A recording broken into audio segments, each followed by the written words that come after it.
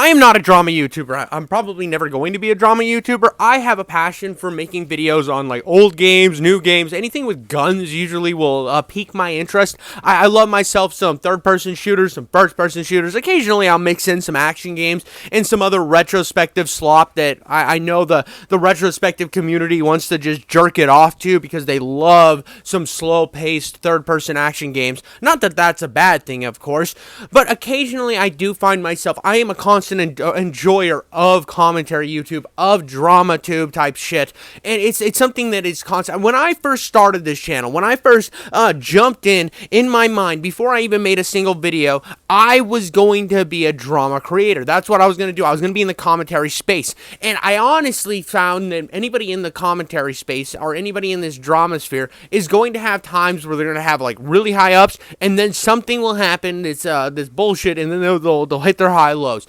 I mean, one great example of this is the Moist Critical drama going on right now. Now, Moist Critical is kind of like commentary light. He is not like always there trying to find the next big drama, but he talks about stuff that he finds interesting. Well, one of the people that he's always had a little bit of gripes with is Sneako. Sneako is this like fringe, weird, conservative guy who has like an affliction for the movie Cuties. He also says like constantly stupid stuff, and it was hilarious when he got his ass beat by Strickland. But it's been like a back and forth with Moist Critical for like the last year, and finally they decided to have a debate. And one thing that I can tell every single YouTuber, including myself, is if you ever find yourself finding somebody you don't like, whether it's Hassan Piker, Destiny, Steven Crowder, Ben Shapiro, Sneako, any of these fucking fringe political creators, they're there to fucking try to destroy you and make you look like an asshole. That is their goal. They are there to try to catch you slipping up. You might be there to defend your opinions and call them out on something, and you have one thing in your mind to try to hold them to the fire on. Like, Moist Critical's whole goal there was to argue with him about, like, the age of consent laws. And he was getting steamrolled on it because he's not, like, a debate guy. He is not, his whole life isn't this political bullshit. These guys' whole life is. I mean, you look at, like, your Alex Joneses and your Destinys who are there to be so entrenched in their ideology that they know they spend all day, every day, looking up information on this. You are just dipping your toe into that water, so trying to find yourself in an actual conversation with these guys is never going to happen. You're never going to have an actual conversation with any of these guys regarding topics that they're passionate about, because that's all they fucking do. There is nothing else that they care about. That is their life. That is what they live and die for on the YouTube algorithm or Twitch algorithm or whatever fucking algorithm that is jizzing out next week. Kick, I guess, Rumble. But it's one of these things that I just see this happen to so many creators. And the reason I'm bringing this up now, and even though I don't usually make videos on this, is I saw that Critical is dropping some of his podcasts to spend some time away from the internet, which I think is such a massive fucking L. It is one of the biggest L's. My whole opinion on Critical and this whole situation is literally, okay, whatever, I still enjoy his content, I'm still gonna watch it.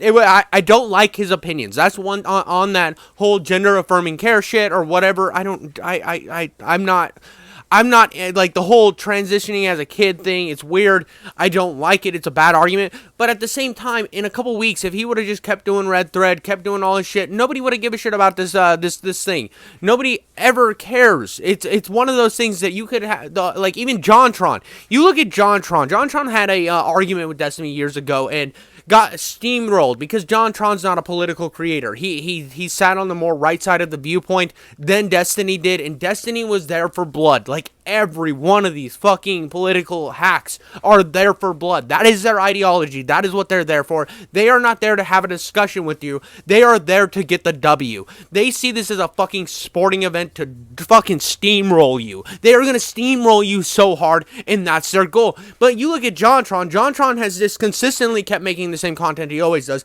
and every time he posts a video, it gets millions and millions of views. He's doing fine. And it's one of these things that I look at, like, where Moist Critical is at right now, kind of cowtelling a little bit and trying to back off. And I can understand the ideology, too. It goes to an even more simple level.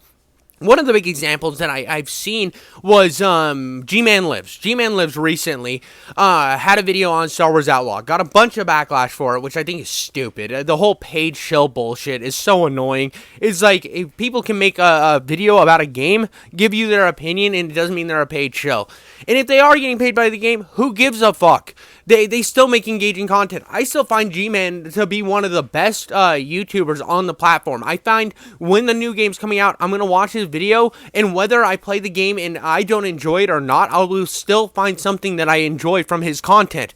And I gave him some ribbing on X or Twitter, or whatever the shit it's called now. Whatever Elon pumps into the atmosphere and decides he wants to name this stupid app. I saw that he was planning on taking the video down, and I quoted Eddie Murphy. I was like, when he was talking about Richard Pryor and Bill Cosby and all that shit, and I said, you can just tell him to have a Coke and a smile and shut the fuck up.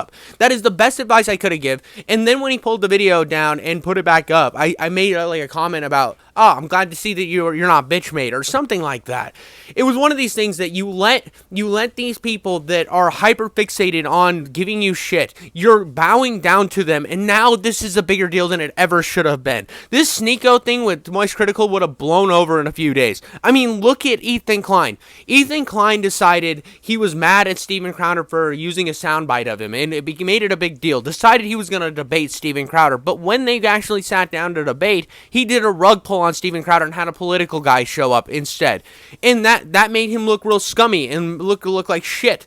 And I'm not even like here to defend Steven Crowder. I think him even thinking it was a good idea to go debate Ethan Klein when Ethan Klein really is, whenever you hear Ethan Klein make political takes, it's just stupid and very fucking like base level. He is not the political guy. He keeps trying to dip his toe into it, and it keeps making him look like an asshole. But at the end of the day, that's not who he is. And him even trying to jump into that sphere was done to begin with. So glorifying it with this idea of a debate instantly, again, made him look like an asshole, but he just kept pumping away. He didn't care. Some of his audience thought it was a win, so he just kept moving along. And even with this Hassan bullshit, where Hassan tried to make him look like an asshole for the Palestine conflict and wasn't defending him, and it led to the end of their podcast, I think he decided to make a change in his content because trying to kowtow to a certain ideology is going to fucking ruin you. It's going to make you look bad. And it's the same idea that I think it's funny, especially with Ethan Klein, because Ethan Klein decided to switch up his content because of the fact that he thought he had too much of a right-wing fan base, so he started pushing hard left, and now I think he's trying to move back toward the middle and try to engage with with as many people from both sides and just try to stay, because that's what you should do. Just do your fucking thing, keep doing, and if you keep making content, all this drama blows under the rug. I don't understand why people kowtow so constantly. Like, you might even watch this video and be like, wow, dude, King Jiffy Coates is an asshole. Go back to your gaming videos. Your takes are trash. I don't give a shit. I know that every bad comment on my video is going to push engagement. I made a video, what was that video? God, I can't even remember what the video was. Oh, Warhammer. It was Bolt Gun. It was Bolt Gun. So I made a video on Bolt Gun, and I did like a quick speed run of one of the lores to get behind it because I did some research. And the Warhammer universe is fucking massive. It is a massive fucking mythology, or mythos, I mean. And it just and I wasn't gonna sit here and read fucking 200 novels for a boomer shooter. I wanted to get a little bit of context and kind of explain why I would like to see an FPS game in the Warhammer universe that kind of dived into the lore a little more than just me shooting heretics. I thought that would have been interesting. But so many people were very, very angry with me because I had the audacity to try to look into Warhammer universe and not be 100% accurate and have every single fucking point laid out in like a hardcore 4-hour video.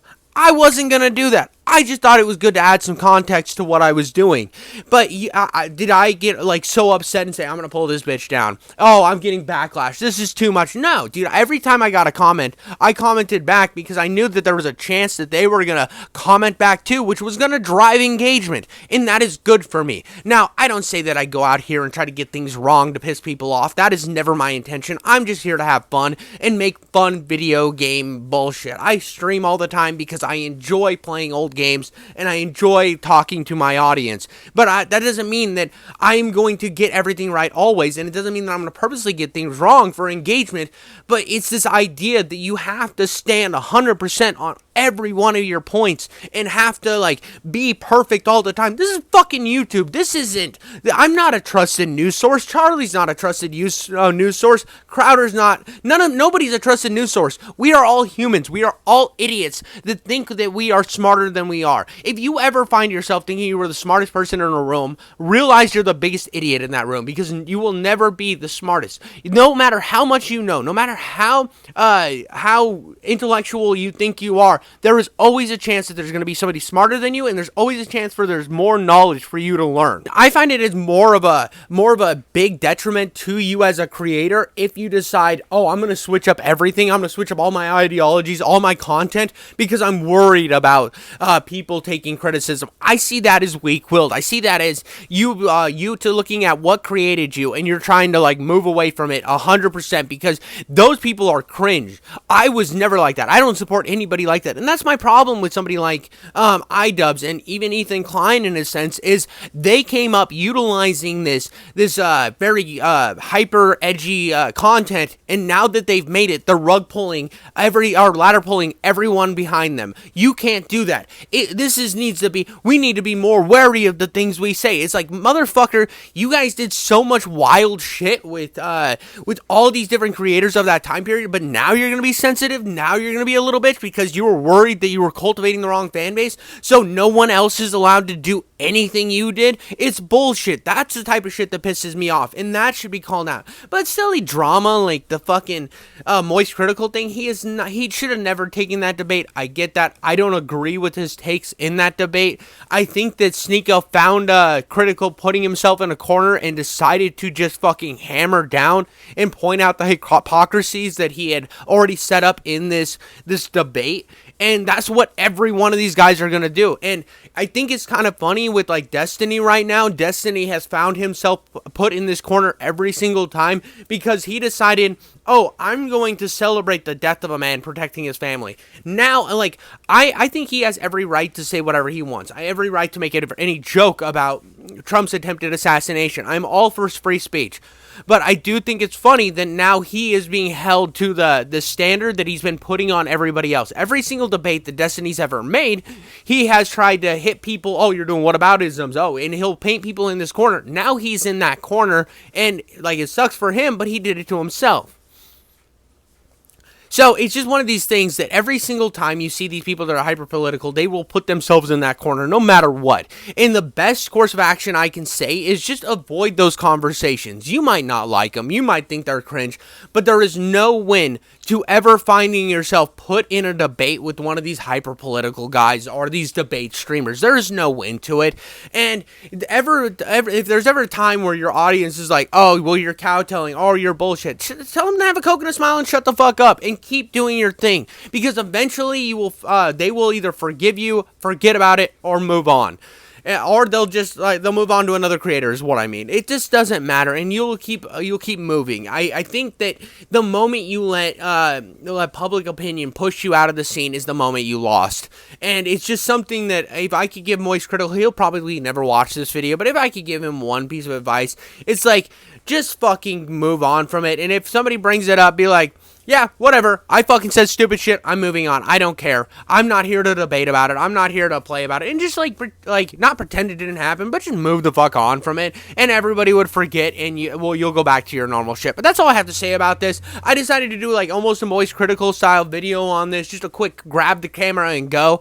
I felt like I had a lot to say about it and also nothing to say about it at the same time, which I felt was enough to shit a video out onto the algorithm. But I'll catch you on the next one. Go watch all my fucking retrospective reviews. They're way better than this, and I work way harder on them. I'll catch you next time.